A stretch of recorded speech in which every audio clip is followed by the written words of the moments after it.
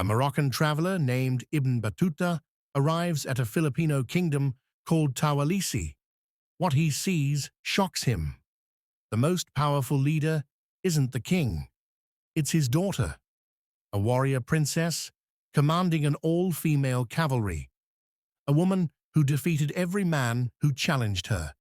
Her name was Urduja, and she told him, "I will marry only the man who can defeat me. My husband must be braver, stronger, and wiser than myself. No man ever could." This is the story of the legendary warrior queen who led an army of women on horseback and terrified anyone who underestimated her.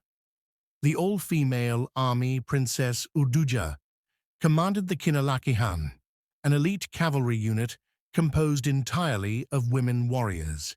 These weren't ceremonial guards. These were trained soldiers, expert in weaponry, sword fighting, and horseback riding. They fought in actual battles. They protected Pangasinan from pirates and invaders. Ibn Battuta recorded Urduja herself saying, "With my army of free women, slave girls, and female captives, all of whom fought just as well as men could, I won a big battle." She became governor instead of her brother because she won a major military victory with her female army. Think about this. The year is 1347. Women in medieval Europe couldn't own property, couldn't inherit land, were considered property themselves. Meanwhile, in the Philippines, a woman was commanding cavalry units and governing cities. The undefeated warrior Urduja was trained in combat from childhood. She mastered the campilan, the Filipino longsword. She could ride horses with deadly precision. She spoke multiple languages and understood astronomy and navigation. Many suitors came seeking her hand. She was young, beautiful, wealthy, powerful, and a princess. But Urduja had one condition: defeat me in combat, or you cannot marry me. No one ever qualified, not because men didn't try, but because no man wanted to risk being beaten by a woman.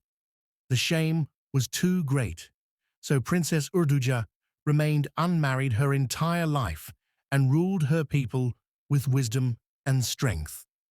The only witness, Ibn Battuta's account, is the only written record of Princess Urduja.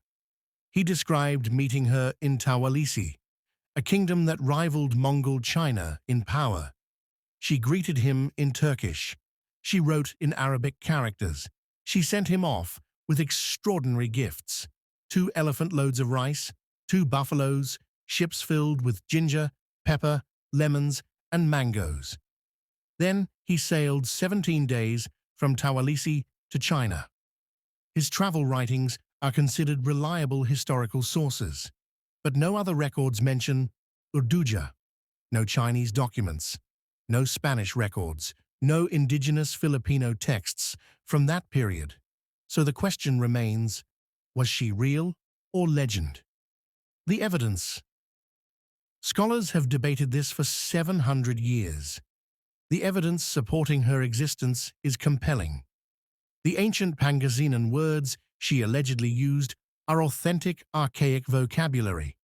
The gifts she gave match the region's actual products. The Ibaloi people, indigenous to the region, have oral traditions about a woman named Udayan who ruled an ancient alliance. They trace their ancestry from her.